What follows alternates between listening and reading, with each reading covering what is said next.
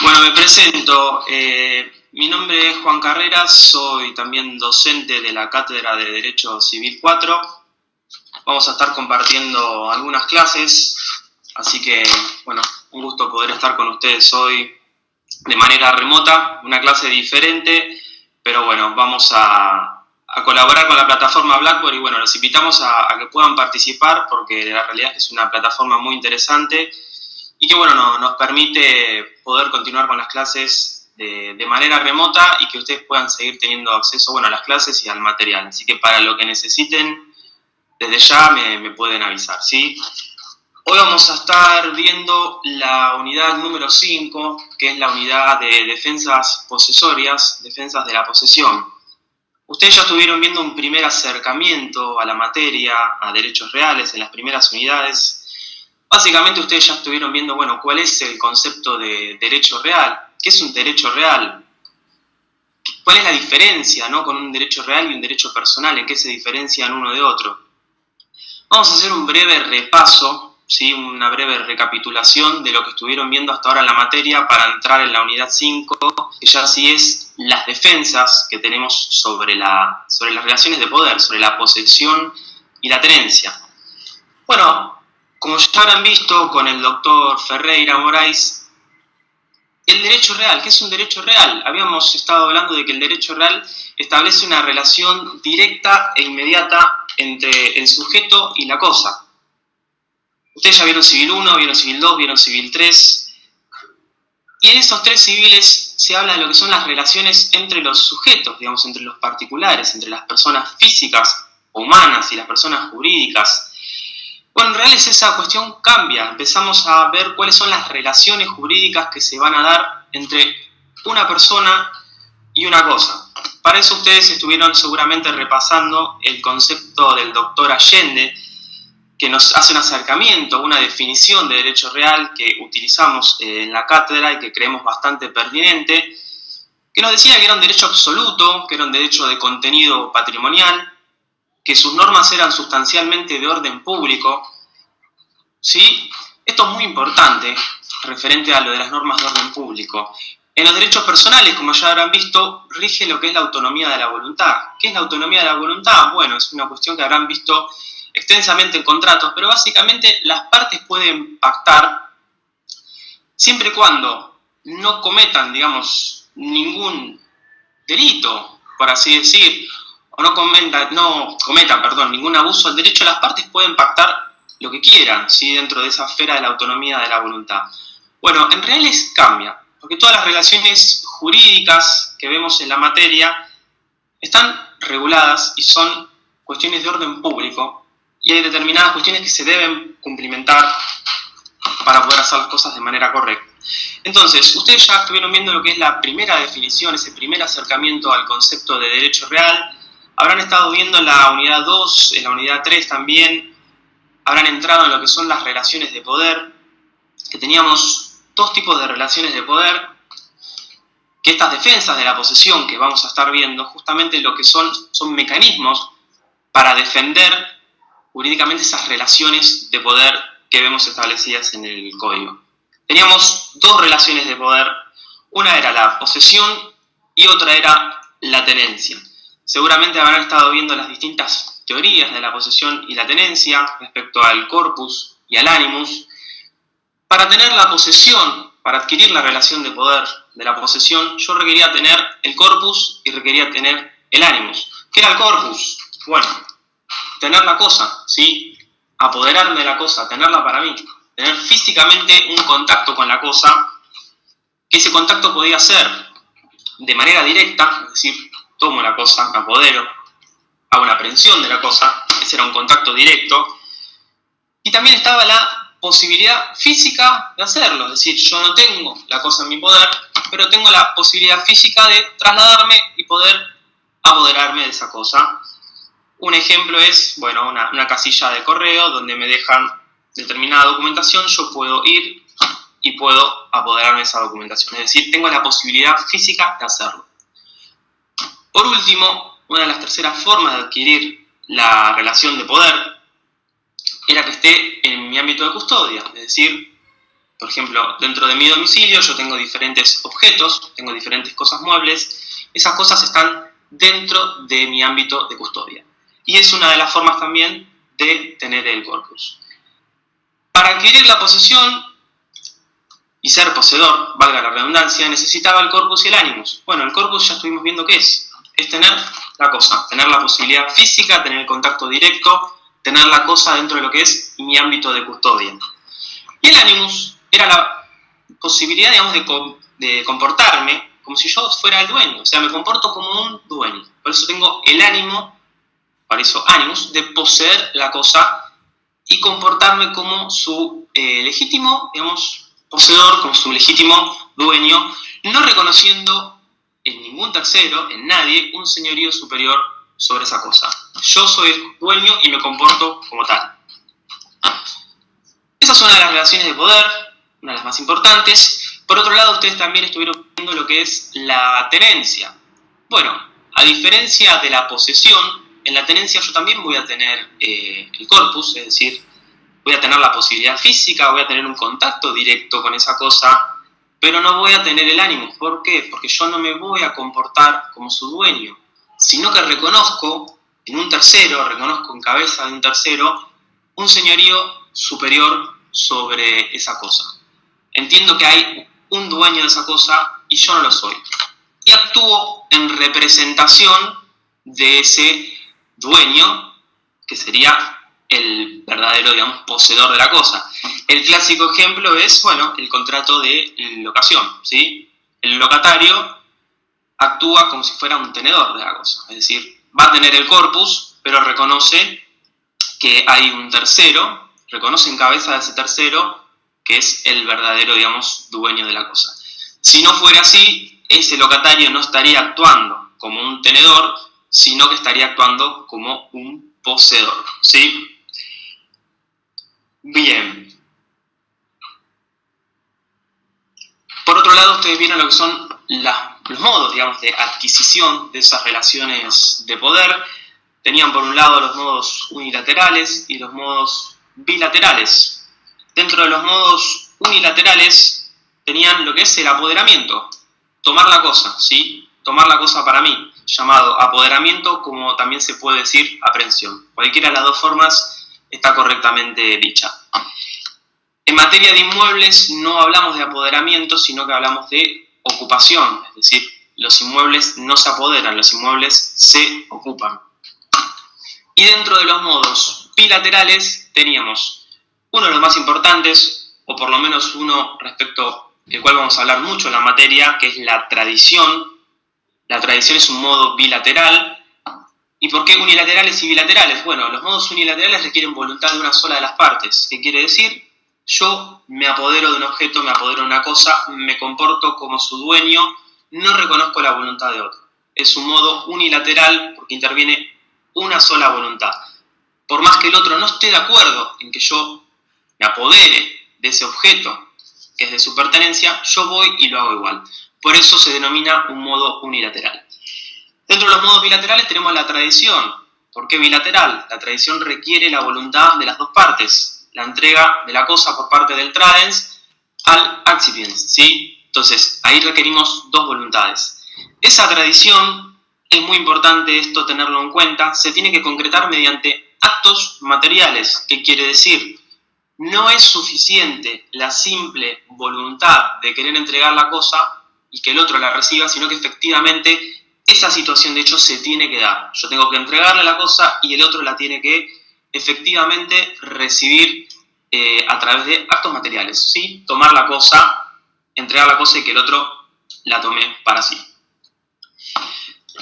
Bien, ya estuvimos hablando de qué es un derecho real, ya ustedes estuvieron teniendo un primer acercamiento y unas primeras nociones de qué son las relaciones de poder, y vamos a hacer una pausa en este punto. Yo quiero recalcarles algo que es fundamental para entender la materia, ¿sí? Reales es una materia que hay que ir leyéndola y que hay que ir adquiriendo los conceptos poco a poco para poder entenderla de manera correcta. Es clave en estas primeras unidades entender aquellos conceptos principales que vamos a estar dando en las clases. y que después complementarán con el código y el manual de Keeper, o un código comentado que siempre recomendamos. Es clave entender estos conceptos para poder seguir entendiendo lo que vamos a ir dando en las siguientes unidades temáticas. Si nosotros no tenemos claro qué es una relación de poder y no tenemos claro en qué se diferencia, digamos, una cuestión de hecho o una cuestión de derecho, cuál es la diferencia entre una relación de poder, que es una cuestión de hecho, y una relación jurídica que se puede llegar a dar producto de esa relación de poder, que es una cuestión de derecho. Es clave entender este punto para poder continuar en la materia. ¿Por qué voy con este punto? ¿A qué voy con esto? Para yo ejercer una relación de poder, puedo no tener un legítimo derecho para hacerlo. ¿Qué quiere decir? Yo puedo estar ejerciendo la posesión o puedo estar ejerciendo la tenencia sin tener ningún derecho legítimo, por así decirlo, que me habilite a hacerlo, ¿sí? Yo puedo ser un poseedor de buena fe, puedo ser un poseedor de mala fe. Yo puedo tener la posesión y no tener un derecho legítimo para hacerlo. Yo puedo ocupar, por ejemplo, un bien inmueble y puedo estar ejerciendo una posesión. Y puedo no tener ningún tipo de derecho a hacerlo. Esa es la diferencia entre lo que son las relaciones de hecho y las relaciones de derecho. Cuando hablamos de relaciones de poder, decimos que aquel que tiene la posesión puede no tener un derecho real sobre ese bien inmueble que está ocupando. ¿Qué quiere decir? Yo puedo estar ejerciendo la posesión y puedo no tener absolutamente ningún título que me permita hacerlo. Recuerdan que los derechos reales los adquirimos a través del título y el modo. Bueno, yo puedo estar ejerciendo una posesión y no tener absolutamente ningún título que me permita a mí hacerlo, digamos, de manera legítima. Cuando ya vamos a ir entrando en lo que es la unidad 5 de defensas posesorias, y en esta unidad vamos a ir viendo, bueno, cuáles son los mecanismos que la ley, que el código, cuáles son los mecanismos que la ley, que el código a mí me dan para poder defender esa posesión o esa tenencia que estoy ejerciendo, ¿sí? Si yo estoy ejerciendo una posesión y una tenencia y alguien me quiere quitar el objeto sobre el cual estoy ejerciendo la posesión y la tenencia, el código me va a dar ciertas herramientas para yo poder defenderme, ¿sí? Y para poder proteger esa posesión que estoy ejerciendo o esa tenencia. Ahí es que es importante todo lo que tenemos incluido en esta unidad número 5, que son las defensas de la posesión y la tenencia. Tenemos diferentes mecanismos, diferentes herramientas que están reguladas por el legislador, que a mí me van a poder permitir defender esa relación de poder que estoy ejerciendo. Vamos a hacer una diferenciación entre lo que es una acción real, ¿sí? Y una defensa real y una defensa posesoria. En las acciones reales, en las defensas reales, que las vamos a ver más adelante en la materia, no tenemos que confundir este punto, lo que se discute es la cuestión de derecho. ¿Qué quiere decir esto? ¿Quién tiene un mejor derecho sobre la cosa? ¿Sí? Sobre una cosa mueble o sobre una cosa inmueble. Acuérdense que siempre que hablamos de cosas en la materia podemos estar hablando de cosas muebles o cosas inmuebles. En las acciones reales lo que se va a discutir es quién tiene el mejor derecho sobre esa cosa. Mientras que en las acciones posesorias lo que va a estar en discusión no es quién tiene el mejor derecho, sino se va a discutir la cuestión de hecho. ¿Quién estaba ejerciendo la posesión? ¿Quién estaba ejerciendo la tenencia? Al código, a la ley, no le importa la cuestión de derecho cuando hablamos de defensas posesorias. Más adelante nos preguntaremos, ¿cómo puede ser que alguien esté ocupando un inmueble, que alguien tenga un objeto, una cosa, y esté ejerciendo la posesión si no tiene un derecho para hacerlo? Bueno, las defensas posesorias son una de las cuestiones más planteadas por lo que es la doctrina, ¿sí? Y hay que tener en cuenta que uno puede tener la posesión sobre la cosa, como ya les dije, sin tener un legítimo derecho para hacerlo. Y el código le va a dar ciertas facultades, ciertas herramientas para poder defender esa posesión, indistintamente de si tenga el derecho o no. Y yo me puedo preguntar, ¿por qué el código defiende a quien tiene una posesión que no es legítima, sobre la cual no tiene ningún título para ejercer ese derecho? Bueno, ya lo vamos a ver, ¿sí? Pero como les digo, al código no le importa, no le interesa quién tiene el mejor derecho, sino lo que importa es la cuestión del derecho de la defensa de la posesión y la tenencia. Lo que se busca con estas defensas posesorias justamente es evitar, por así decir, la justicia por mano propia. ¿Qué quiere decir esto? Si yo estoy ejerciendo una posesión o una tenencia y me veo vulnerado o me veo afectado en mi derecho, la idea es que yo no, digamos, utilice la defensa por mano propia para poder resguardar o proteger ese derecho, sino que yo lo que tengo que hacer es directamente acudir a la justicia, acudir a la ley, a lo que me dicta la norma, para defender ese derecho.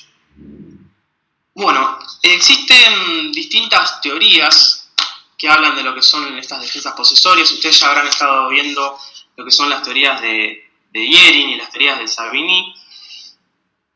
Y estas teorías hablan de cuál es la importancia, digamos, cuál es el fundamento para ejercer estas defensas posesorias, ¿no? Una de las teorías principales es la de Savigny, que Savigny creía que afectar la posesión era comprometer la esfera personal del poseedor. Es una teoría relativa, es decir, si a mí alguien me afecta, me ataca en mi posesión, está comprometiendo, digamos, mi esfera personal, mi ámbito personal. Y Savigny creía que esto directamente se constituía como un ataque a la persona, directamente. Al estar afectando mi esfera personal, esto es tomado como si fuera un ataque a la persona, y como tal ataque a la persona es importante que haya una protección, digamos, jurídica, que haya una protección posesoria para justamente evitar la violencia. Como les digo, el objetivo principal de las defensas posesorias es evitar la violencia y evitar la justicia por mano propia. Si yo estoy ejerciendo una posesión, una tenencia y me veo afectado, me veo atacado, voy a recurrir a la justicia, obviamente, porque está afectando mi esfera personal, mi esfera de custodia personal, pero lo que busca el código es que yo no actúe, digamos, por mano propia ni ejerciendo la violencia. En simples palabras, imagínense en que si ante cualquier tipo de ataque a la posesión o a la tenencia, yo pudiera repeler ese ataque de la forma que a mí se me ocurre, bueno, claramente la vida en sociedad sería difícil. Sería difícil porque cada uno recuperaría esa posesión o esa tenencia de la manera que considere, y justamente como en reales hablamos de cuestiones de orden público, lo que el Estado busca, lo que el código, lo que el legislador busca, es que la gente no actúe por mano propia, por defensa por mano propia, sino simplemente recurra a la justicia para ejercer las defensas de su posesión, ¿sí?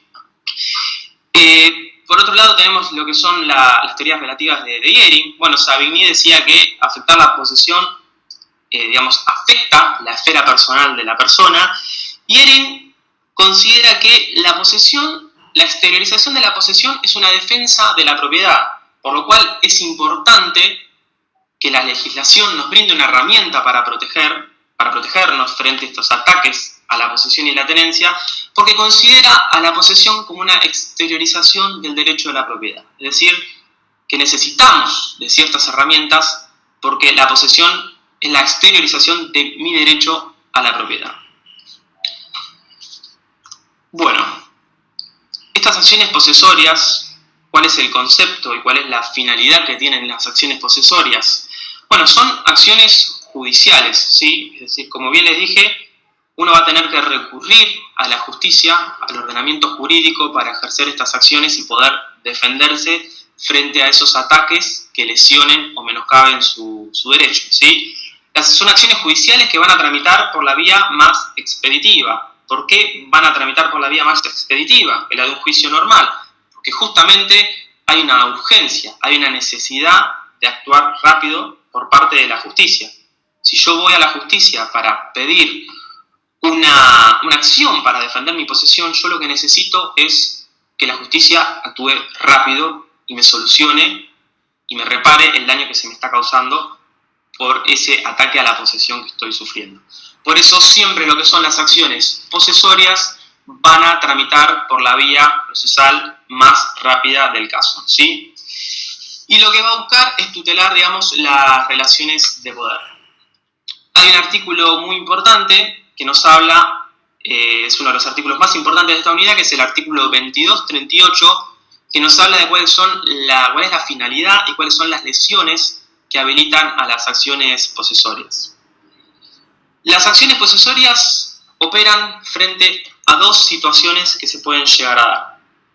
Por eso hablamos que son cuestiones de orden público. Yo no puedo iniciar una acción posesoria por cualquier cosa. Se tienen que dar dos requisitos esenciales. Las acciones posesorias van a operar si hay turbación, por un lado, o desapoderamiento. Ya vamos a ver cuál es el concepto de cada uno de estos términos, qué es la turbación y qué es el desapoderamiento. Pero lo que me importa en este punto es que ustedes tengan en claro que yo solamente puedo iniciar una acción posesoria frente a una turbación y frente a un desapoderamiento. Según haya turbación o desapoderamiento, las acciones posesorias tienen una finalidad que va a ser mantener o recuperar el objeto sobre el cual se tiene una relación de poder, ¿sí? Mantener o recuperar.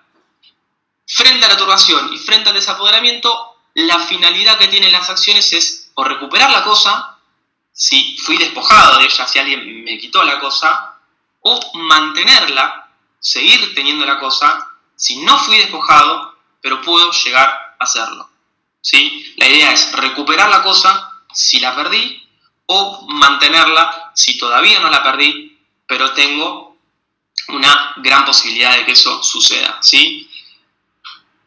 Estas acciones que tienen como finalidad recuperar, tener la cosa, se otorgan ante actos materiales de inminente producción. ¿Qué quiere decir? Tienen que ser la acción la puedo iniciar frente a actos que me estén ocurriendo, que sean materiales, es decir, actos concretos, hechos concretos que me estén sucediendo a mí en el ejercicio de esa posesión o la tenencia, que son inminentes o de inminente producción. Les voy a poner un ejemplo. Yo puedo estar ejerciendo la posesión, puedo tener un inmueble y puedo detectar que alguien está queriendo romper la puerta de entrada de ese inmueble para ocuparlo. Bueno, ese es un acto material. Estoy viendo efectivamente que alguien está queriendo ingresar a mi inmueble, a mi domicilio. Es un acto material que se está produciendo en ese momento. Puede ser que se está produciendo o puede ser que se vaya a producir. Yo puedo ver que en la puerta de mi casa para un auto y bajan 5 personas con el objetivo o el interés de ingresar a mi propiedad. Todavía no sé para qué lo quieren hacer, pero está ocurriendo esa situación. Bueno, ese es un acto de inminente producción. Hay un riesgo inminente de que se produzca un desapoderamiento sobre las cosas que están, digamos, a mi resguardo y sobre las cuales yo me estoy comportando como un poseedor. Si tienen alguna pregunta pueden ir haciendo en el chat, vamos a ir viéndolo durante la clase. Vamos a hablar un poco de qué es la turbación y qué es el desapoderamiento, que son estas dos situaciones que se tienen que dar para yo poder iniciar o recurrir a la justicia para iniciar esta acción posesoria. ¿Cuándo hay turbación? Bueno, lo que nos dice el código, esto también lo tiene en el artículo 2238, nos dice que hay turbación cuando de los actos, estos actos que les hablaba, que son producidos o de inminente producción, no resulta una exclusión absoluta del poseedor o tenedor, ¿sí? También se puede, digamos, denominar disposición frustrada. ¿Qué quiere decir? No hay una exclusión absoluta, no logran desapoderarme del objeto, de la cosa sobre el cual estoy ejerciendo la posesión o la tenencia, pero son actos que a mí me turban en el ejercicio de esa posesión y esa tenencia. El doctor Kipper, en su libro, en su manual, dice que son actividades que obstaculizan o que van a tornar más gravosa la posesión o la tenencia, ¿sí? Son molestias que a mí me ocurren en ese ejercicio de esa posesión o la tenencia, que a diferencia del despojo, no me van a privar del uso y del goce de la cosa, pero me van a turbar, ¿Qué quiere decir? Me van a molestar en el ejercicio de esa posesión o tenencia que estoy realizando, ¿sí? Son actos que van a implicar una molestia y que van a provocar un cambio en la situación de hecho, ¿sí? Que hacen que la posesión o la tenencia no puedan ser ejercidas en el modo, por lo menos en el modo en el cual yo lo venía haciendo. Vimos las características sobre las cuales operan estas defensas posesorias. Bueno, son actos materiales. Recuerden que son actos materiales producidos de inminente producción y no son actos jurídicos, tienen que ser hechos concretos. Actos materiales, hechos concretos que a mí me estén turbando en la posesión o tenencia, que pueden llegar a provocarme un despojo. Como les dije, son actos materiales producidos o de inminente producción. La idea o el objetivo que tiene, digamos, el código es prevenir, digamos, ¿no? No solamente remediar hechos consumados, que quiere decir, a mí me pueden despojar de la cosa sobre la cual ejerzo la posesión y yo puedo ir a la justicia y puedo iniciar una acción posesoria para remediar esa situación de hecho, ese despojo que yo sufrí. Lo que busca también el código con estas acciones, con estas defensas posesorias, perdón, lo que busca con estas defensas posesorias también es prevenir estas situaciones, es decir, no llegar al punto en el que yo fui despojado o que tuve un desapoderamiento total de la cosa, sino prevenir la situación, es decir, que cuando está comenzando a ocurrir, cuando hay una turbación, cuando hay una molestia, yo puedo iniciar la acción de manera preventiva justamente para evitar ese desapoderamiento total sobre la cosa, ¿sí? Obviamente estamos hablando de actos materiales que se van a ejercer contra la voluntad del poseedor o del tenedor. Si yo soy poseedor o tenedor, van a ser actos que se van a ejercer contra mi voluntad. Yo no voy a estar de acuerdo con esa situación, ¿sí? Para poder configurar las acciones posesorias es necesario, es un requisito obligatorio, por eso hablamos que son cuestiones de orden público, se tienen que dar estas situaciones para yo poder iniciar la acción posesoria. Si no se dan estas situaciones y yo recurro a la justicia, no voy a poder iniciar una acción posesoria. Podré iniciar una acción de daños, podré iniciar otro tipo de mecanismo jurídico, pero para yo poder iniciar la acción posesoria se tienen que dar estos requisitos. Bueno, tiene que ir contra la voluntad del poseedor o tenedor, obviamente. En el caso de la turbación, como les dije, no va a haber una exclusión absoluta del poseedor o tenedor, sino que va a haber una molestia, digamos, en el ejercicio. Esta es la línea que separa y divide lo que es, por un lado, la turbación y por otro lado, lo que es el desapoderamiento. La diferencia entre una y la otra es que en la turbación no hay una exclusión total, es decir, no se separa a la persona con respecto a la cosa, no hay un despojo total de la cosa a la persona, ¿sí? No hay una exclusión, por lo cual no es un despojo. Esa es la línea que divide la turbación del desapoderamiento. En el desapoderamiento sí tenemos lo que es una exclusión total o una exclusión parcial. Ahora vamos a explicar cada una. Una exclusión total es directamente yo perdí todo tipo de posibilidad de contacto con la cosa. No tengo el contacto físico, ni tampoco tengo la posibilidad física de recuperar esa cosa, ni tampoco esa cosa está dentro de lo que es mi ámbito de custodia. Hay una exclusión total. El poseedor, o quien por lo menos venía ejerciendo la posesión, tiene un desapoderamiento total de la cosa y tiene una exclusión total de la cosa, pierde el contacto con ella. Esa exclusión puede ser total o parcial. ¿Cuál sería un ejemplo de una exclusión parcial? Bueno, yo puedo tener un bien inmueble y puedo sufrir un despojo de una parte de ese bien inmueble. Imagínense que tengo una propiedad con varios ambientes y parte de mi propiedad es ocupada por un tercero que me excluye a mí de la posesión. Ahí estaríamos hablando de una exclusión parcial, no una exclusión total, porque yo sigo en la propiedad, pero hay una parte de esa propiedad sobre la cual yo no estoy pudiendo ejercer mi posesión. Entonces me excluyen parcialmente, ¿sí? Si tienen alguna pregunta, las voy leyendo.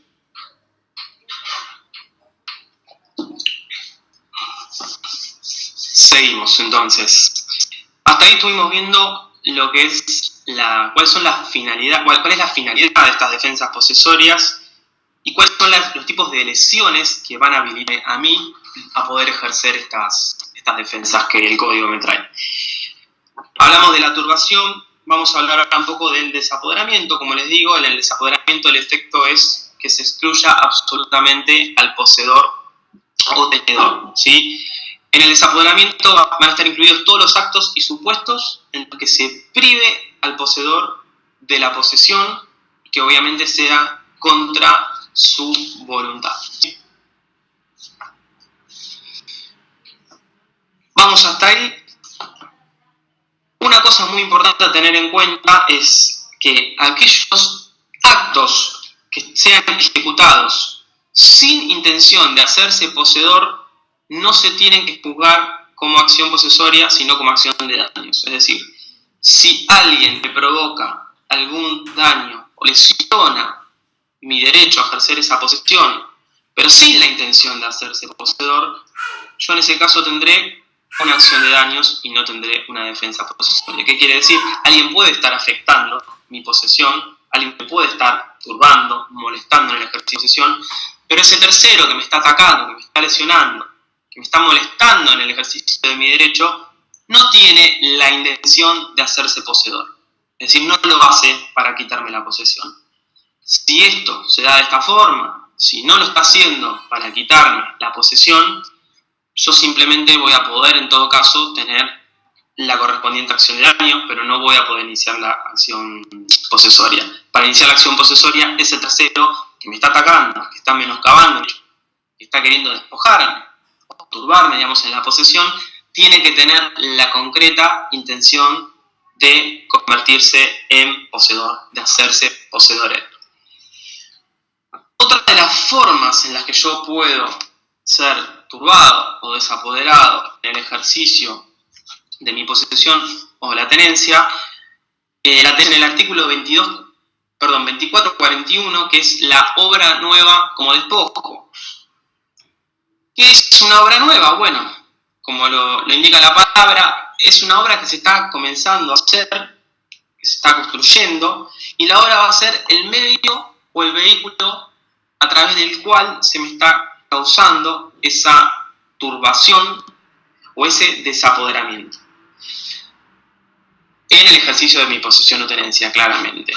La diferencia sustancial va a estar en si esa obra está emplazada, está construida dentro de mi inmueble o fuera de él, ¿sí? Esa cuestión de si la obra está construyéndose dentro de mi inmueble o fuera de él va a determinar si estamos hablando de un desapoderamiento o si estamos hablando de una simple turbación.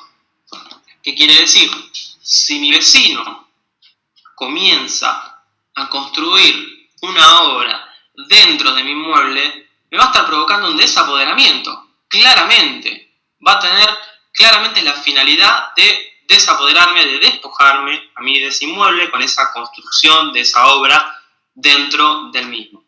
Ahora, si esa obra no invade, digamos, mi inmueble, está emplazada, está construida en el exterior de los muros linderos que separan mi inmueble del de mi vecino, no va a provocar quizás un desapoderamiento o un despojo, pero sí puede provocar una turbación, es decir, puede llegar a provocarme algún tipo de molestia, de turbación, de daño al ejercicio que yo estoy efectuando de esa posesión o de esa tenencia. En ese caso, yo voy a poder iniciar la correspondiente acción posesoria. Ahora en unos minutos vamos a ver cuáles son las acciones posesorias que tenemos, porque estamos hablando ahora de las características, de cuál es la finalidad, cuál es la lesión que las habilita, que es la turbación y el desapoderamiento, pero todavía no pasamos a ver cuáles son esas acciones posesorias. Ahora en unos minutos vamos a estar hablando de eso. Si esa obra nueva está emplazada en el inmueble o no, está afectando, turbándome o despojándome, el código me va a permitir también iniciar la correspondiente acción posesoria para defenderme de ese daño que se me está provocando, ¿sí? ¿Cómo puede estar turbándome una obra en construcción? Bueno, hay cientos de ejemplos de la vida cotidiana. La construcción de un edificio sobre el cual no se toman los recaudos necesarios y puede llegar a provocar, no sé, una rajadura en la pared de mi inmueble, puede llegar a provocar algún destrozo en el techo, en el piso, senderos. Bueno, la construcción de la obra, si no se toman los recaudos necesarios, puede llegar, digamos, a turbar, molestar o dañar el derecho del vecino, por así decirlo, ¿sí? Para poder iniciar estas acciones posesorias, uno de los requisitos que tiene el código es que esa obra no esté en estado, digamos, avanzado. ¿Qué quiere decir? La obra no tiene que estar terminada ni tiene que estar avanzada. Justamente lo que se busca en este caso es evitar los perjuicios que esa acción posesoria podría llegar a provocar en el caso de que la obra esté muy avanzada o que esté terminada. Claramente, más allá de que a mí me estén turbando, molestando en mi posesión o tenencia, si yo inicio una acción posesoria pero la obra ya está terminada, imagínense un edificio con varios departamentos, unidades funcionales se le llama, varios departamentos ya vendidos, con gente viviendo en él, bueno, no creo que ningún juez autorice la demolición, de una obra que ya está terminada, porque claramente en pos de defender mi posesión o tenencia no va a afectar el derecho a la propiedad de todos aquellos propietarios que están viviendo en ella. ¿Se entiende el concepto? Espero haber sido claro. Si la obra está muy avanzada o está terminada, va a ser difícil poder iniciar, digamos, la acción o que la misma corra, digamos, de manera efectiva, ¿sí? El artículo 2239 nos habla de la acción para adquirir la posesión o la tenencia. ¿A qué va este artículo? Lo que nos dice el mismo es que un título por sí mismo, un título válido, no da la posesión o la tenencia. Vamos a dar un ejemplo concreto. Si yo tengo una escritura pública, que es un título, sobre el cual en el contenido de ese título va a decir que yo soy titular de derecho real de un bien inmueble, obviamente voy a tener que tener el título y el modo, ¿no?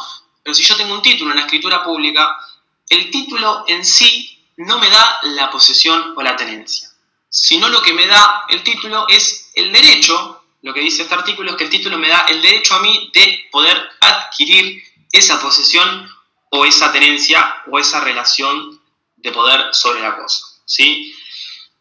El que no tiene un derecho para adquirir la posesión o la tenencia no puede tomarla, sino tiene que demandarla por las vías legales. ¿Qué quiere decir? Si yo tengo una escritura pública que dice que yo soy el titular de derecho real de dominio sobre un bien inmueble, ese título a mí me va a dar un derecho a poseer. Sí, me va a dar un derecho a poseer porque está, digamos, revestido por las formalidades de la ley y tengo un derecho legítimo para ejercer esa posesión. Ahora, si hay alguien ocupando ese bien inmueble, ejerciendo una posesión o la tenencia, yo no puedo ir y sacarlo, no puedo tomar esa posesión o esa tenencia por motu propio, sino que voy a tener que ir a la justicia, presentar mi título y voy a tener que iniciar la acción correspondiente para poder hacerlo valer y ejercer mi derecho, ¿sí?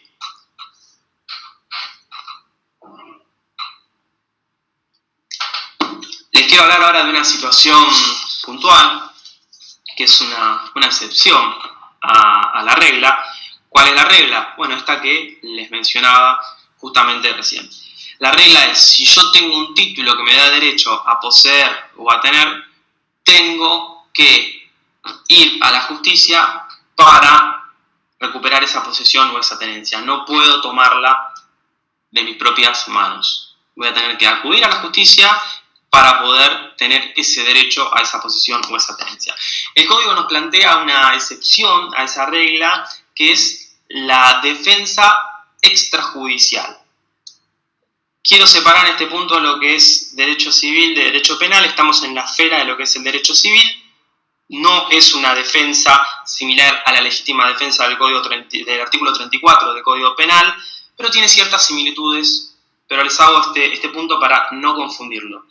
no estamos hablando de una legítima defensa dentro de lo que es el derecho penal, sino que es una defensa extrajudicial dentro de lo que es el Código Civil y Comercial, que me va a poder permitir a mí, de mano propia, defender esa posesión o esa tenencia. El código es riguroso y muy estricto respecto a la aplicación de este artículo. Es decir, para yo poder ejercer esa defensa, vulgarmente diciéndolo, por mano propia, esa defensa extrajudicial, se van a tener que dar ciertos requisitos que son obligatorios y estrictos para que la misma se configure y yo pueda utilizarla, ¿sí? La regla es que nadie puede recuperar la posesión o la tenencia de mano propia, salvo cuando debe protegerse o repeler una agresión con el empleo de la fuerza suficiente. Cuando no llegue el auxilio de la fuerza, digamos, pública, de la fuerza policial o judicial del caso. Esta protección no tiene que exceder, digamos, el intervalo de tiempo y no puede exceder los límites de la propia defensa, ¿sí? ¿Cuáles son los requisitos? Para poder ejercer esta defensa extrajudicial se tienen que dar los siguientes requisitos. Tipo de ataque. La defensa sirve para recuperar, o sea, sirve tanto para recuperar como para protegerse, ¿sí? ¿Qué quiere decir? Esta defensa la puedo utilizar para recuperar la posesión o la puedo utilizar para protegerme frente a ese eventual despojo o desapoderamiento o turbación que pueda llegar a tener. La víctima, digamos, yo, poseedor o tenedor que estoy ejerciendo la posesión o la tenencia, voy a poder defenderme frente a esa turbación y ese desapoderamiento. El requisito, como bien le decía, es no tiene que llegar el auxilio de la autoridad judicial o policial. Es decir, si yo estoy frente a un acto inminente que se va a producir en el cual me van a despojar y no tengo tiempo, no tengo la posibilidad de recurrir al auxilio de la fuerza judicial o policial, voy a poder defender yo mi posesión o mi tenencia. Si yo tengo la posibilidad de recurrir a la autoridad judicial o a la autoridad policial, no puedo defenderme, digamos, no puedo aplicar esta defensa extrajudicial. Tendría que yo recurrir a la autoridad para que la autoridad proteja, digamos, mi posesión o la tenencia. Si no tuviera esa posibilidad, puedo ejercer esta defensa extrajudicial. Y el requisito para que se configure la misma es que no tiene que haber intervalo de tiempo entre el ataque y la defensa. ¿Qué quiere decir esto? Viene alguien, me quiere despojar, me defiendo. Es continuo. No puede haber un intervalo de tiempo. Si alguien viene, me desapodera, me despoja de un bien inmueble y yo a la semana vuelvo y lo recupero por mano propia, no se está configurando lo que este artículo nos indica y no estaría dentro de lo que es una defensa extrajudicial. Con las correspondientes, digamos, consecuencias que eso puede llegar a provocar. Si no estamos hablando de una defensa extrajudicial de manera correcta, yo puedo llegar a ser plausible de algún tipo de acción penal por mi actitud o acción posesoria por parte de quien me despojó o una acción por los daños ocasionados. ¿Qué quiere decir? No tiene que haber plazo de tiempo entre el ataque y la defensa, ¿sí? Otra de las principales características o de los puntos que se tienen que cumplir para esta defensa extrajudicial es que no se tienen que exceder los propios límites de la defensa, ¿no? ¿Qué quiere decir? Tiene que haber una proporcionalidad entre los medios empleados para el ataque y los medios empleados para la defensa. Esto es similar a lo que dice el artículo 34 del Código Penal, habla de la necesidad racional del medio empleado para impedirla o repelerla. Si no estaría incurriendo en un delito penal, obviamente. Vamos a bajarlo a un ejemplo muy concreto y muy sencillo. Si a mí me quieren despojar y aquel tercero que está intentando despojarme lo quiere hacer con un palo y yo repelo ese ataque con un fusil de asalto, ¿sí? O con una pistola, bueno, claramente hay un exceso en el medio utilizado para repeler ese ataque, ¿sí? Tiene que haber una necesidad racional de ese medio utilizado. La realidad es que esto va a quedar luego a criterio, a evaluación del juez y a la cuestión probatoria del caso, ¿sí? Otro de los puntos que no tiene que haber, habla de lo que es inexistencia de responsabilidad, digamos. Hay determinadas situaciones, ¿sí?, en las que el hecho puede ser lícito o puede ser ilícito, pero no antijurídico. Por ejemplo, el estado de necesidad, que es el estado de necesidad, bueno, la autoridad policial puede llegar a necesitar ingresar a mi inmueble por alguna cuestión puntual, por ejemplo, una orden de allanamiento. Ahí, si bien están violando la propiedad, bueno, hay una ley, hay una orden que permite, digamos, hacer ese acto. En ese caso, obviamente, no voy a poder ejercer la defensa extrajudicial, ¿sí? Bueno, como les decía, si la persona no cumple, digamos, estos requisitos para ejercer esta defensa extrajudicial de la que les hablaba, bueno, va a ser plausible de acciones penales o acciones por daños, incluso acciones posesorias mismas por aquel que lo despojó en un primer término. Vamos a pasar, y ya con esto vamos a ir redondeando lo que es la clase de hoy, a hablar de cuáles son esas acciones posesorias de las que les comenté. Tenemos dos acciones posesorias que uno puede iniciar. Por un lado tenemos la acción de despojo y por otro lado tenemos la acción de mantener. La acción de despojo la tienen en el artículo 2241 del Código y la acción de mantener la tienen en el artículo 2242. La acción de despojo va a poder ser iniciada, o va a corresponder, mejor dicho, para recuperar la posesión o la tenencia. Y esta acción la puede iniciar todo tenedor o todo poseedor de una cosa, aunque sea vicioso, ¿qué quiere decir? Aunque esté ejerciendo una posesión o una tenencia ilegítima, la puede iniciar igual. Todo poseedor o tenedor de una cosa va a poder iniciar esta acción de despojo contra el despojante, aquel que le quitó la cosa de su poder, sus herederos o sucesores particulares de mala fe. ¿Qué quiere decir esto? Cuando los actos de los mismos resulten de desapoderamiento también. Y la acción puede ejercerse aún contra el dueño, contra el titular, digamos, del derecho de ese bien, si toma la cosa de propia autoridad. Como les dije, más allá de que yo tenga un derecho a ejercer una posesión, una tenencia, que tenga una escritura, que haya un legítimo derecho a yo ser el poseedor o tenedor, no puedo tomar la cosa por mano propia, sino que tengo que ir y recurrir a los mecanismos que el Código me trae. Por eso siempre hablamos de cuestiones de orden público. Si esto ocurre, aquel que se ve despojado o turbado en la posesión también tiene derecho a iniciar la acción posesoria, por más que no sea el legítimo titular de ese derecho a poseer, ¿sí?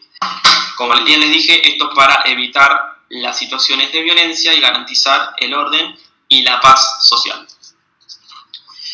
La sentencia de esta acción de despojo, la sentencia judicial, una vez que la misma opere y prosiga, lo que va a dictar, o la resolución de la misma, va a ser la restitución de la cosa o la remoción de la obra que se comienza a hacer en el caso que les planteé de la obra nueva, ¿sí? O también recuperar, digamos, la tenencia, frenar esos ataques o esas lesiones o esas molestias que están provocando la turbación, ¿sí? Hasta ahí vamos con lo que es la acción de despojo. Como bien les dije, opera frente al desapoderamiento. Y por otro lado, la otra acción que tenemos es la acción de mantener, artículo 2242, que va a ser justamente es la acción de mantener la posesión o la tenencia, y la va a poder ejercer también cualquier tenedor o cualquier poseedor sobre una cosa, ¿sí? Y esta acción lo que va a buscar es frenar justamente la turbación o esa amenaza que se está provocando y que puede llegar a traer, digamos, un desapoderamiento. La sentencia, a diferencia de la acción de despojo, no va a ordenar la restitución de la cosa. ¿Por qué? Porque la cosa yo todavía la tengo en mi poder, no fui despojado totalmente, sino que la sentencia lo que va a ordenar es el cese, el frene, va a parar esa turbación o esa molestia, ¿sí? El juez tomará, digamos, las medidas necesarias para detener, digamos, para impedir que estas molestias se sigan ocasionando, ¿sí? Hasta ahí vamos con las dos acciones. El plazo para poder iniciar las mismas es de 1 año. ¿Sí? Yo tengo 1 año para poder iniciar estas acciones posesorias, estas defensas posesorias. A diferencia de las acciones reales que veremos más adelante en la materia, que son imprescriptibles, las defensas o acciones posesorias que estamos hablando hoy tienen un plazo de 1 año para ser iniciadas. ¿Cómo se computa ese plazo? Bueno, desde el momento en el que yo tomé conocimiento de la situación que está provocando mi despojo, o que me despojó, mejor dicho, o desde el momento en el que empecé a sufrir esas molestias o esas turbaciones. A partir del momento en el que yo tomo conocimiento de esa situación, es que yo tengo el plazo de 1 año para iniciar la correspondiente acción, ¿sí? ¿Cómo va? Ya estamos, digamos, dentro de lo que es la acción, estamos hablando de una vez que está iniciada la misma, bueno, ¿cómo es la cuestión, digamos, en relación a lo que es la prueba? ¿Cómo vamos a probar quién ejercía, digamos, quiénes estaban en el correcto ejercicio de la posesión o no? El artículo 2243 nos habla de cómo opera la prueba y nos dice que si es dudoso o si hay una duda de quién estaba ejerciendo, digamos, esa relación de poder cuando ocurrió la lesión, en el momento que ocurrió la lesión, lo que dice este artículo, digamos, es un principio, digamos, probatorio. Lo que nos va a decir es que se considera que tiene la relación de poder aquel que acredite el contacto con la cosa en la fecha más próxima a la lesión. Vamos a bajarlo a un ejemplo sencillo. ¿Quién para la ley se considera que estaba ejerciendo la relación de poder? Bueno, el que estuvo en contacto con la cosa en una fecha más cercana al tiempo de producirse esa lesión. Si esto no se puede probar, o si no se puede determinar quién estuvo con un contacto, digamos, más próximo, cercano a la cosa, en la fecha en cercanía a que se provocó la lesión, se va a juzgar que es poseedor o tenedor el que pruebe, digamos, una relación de poder más antigua. Es decir, según este artículo, si no podemos determinar quién estuvo en un contacto más próximo con la cosa a la fecha de la lesión, se va a considerar que era poseedor o tenedor aquel que pueda probar que tiene, digamos, una relación de poder más antigua. ¿Cómo se puede probar esto? Bueno, va a quedar, digamos, a criterio y a consideración probatoria. Los elementos probatorios, digamos, en un juicio, en una acción, pueden ser múltiples y varios, y después no va a tomar su decisión en base a uno solo, sino que va a tomar en cuenta toda la prueba. Puede ser testigos, puede ser actos posesorios que yo haya realizado, puede ser la presentación de un contrato de locación, puede ser, bueno, distintas pruebas que hagan al caso. Otra de las posibilidades que tenemos durante el proceso, digamos, durante el juicio posesorio, ¿sí?, cuando yo tengo iniciada la acción, es la de realizar una conversión. ¿Qué es una conversión? Si durante el curso del proceso se produce una lesión mayor que la que yo inicié cuando promoví la acción, se puede hacer una conversión. ¿Qué quiere decir esto? Yo puedo iniciar la acción posesoria frente a lo que es una turbación. Es decir, yo estoy sufriendo una turbación, puedo estar sufriendo una molestia en mi ejercicio, y puedo iniciar la acción posesoria de mantener, que es frente, digamos, a la turbación. Durante el curso del proceso judicial, esa turbación puede convertirse en un desapoderamiento. O sea, yo inicié la acción siendo turbado, digamos, en mi posesión, en mi tenencia, y durante el curso del proceso me despojaron.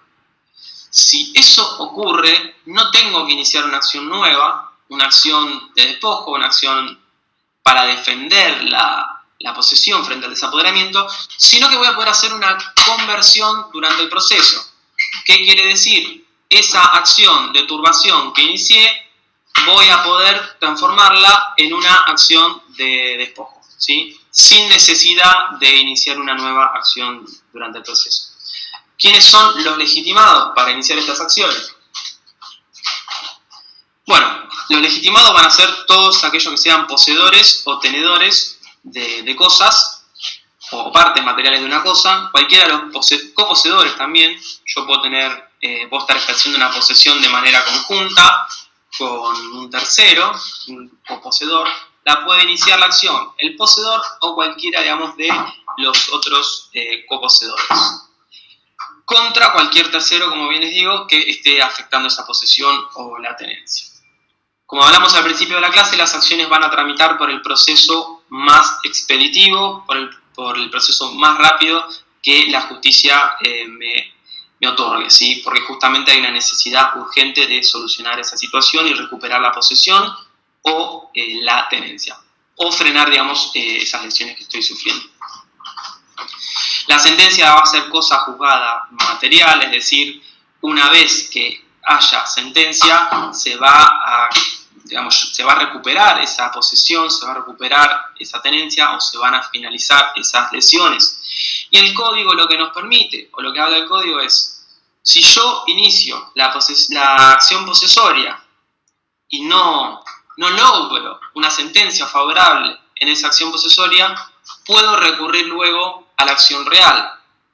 Si fui despojado o sufrí una turbación y no logro una sentencia favorable con esa acción posesoria, yo tengo todavía la opción de iniciar la acción real, ¿sí? La acción real, como bien les digo, va a discutir quién tiene un mejor derecho, así que yo para iniciar esa acción real voy a tener que tener un derecho legítimo para hacerlo. Pero el hecho de iniciar una no impide que pueda iniciar la otra. Si caso contrario, si inicio la acción real en la que se discute quién tiene el mejor derecho real sobre esa cosa y luego quiero iniciar la acción posesoria, si en la acción real yo no obtuve una sentencia favorable, no voy a poder iniciar la acción posesoria. ¿Por qué? Porque ya se determinó que yo no tengo ningún derecho, o al menos que no tengo un mejor derecho sobre la cosa que aquel que está ejerciendo la posesión o la tenencia. A lo cual no voy a poder iniciar la acción posesoria, ¿sí? Bueno, chicos, ya con esto vamos terminando la clase del día de hoy. Los invito a seguir colaborando con la plataforma de Blackboard.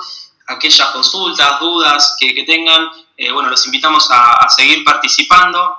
La verdad que la plataforma está muy buena y la idea es que podamos ahí ir haciendo debates sobre los distintos temas que están planteados en la materia. Así que bueno, conéctense, utilicen la plataforma y como siempre les decimos, apóyense en el material de lectura, el libro de Keeper, un código comentado. La idea de la materia es ir leyendo el articulado, pero también poder explicarles los conceptos. Por eso las clases también son importantes, porque el articulado solo no explica las definiciones que después son explayadas, digamos, o en el libro, o en el manual, o en las clases. Así que va a ser muy importante que puedan ir comprendiendo la materia con todas estas cuestiones. Así que bueno, por cualquier cuestión que necesiten, desde ya quedo a su disposición. Fue un gusto compartir la clase el día de hoy.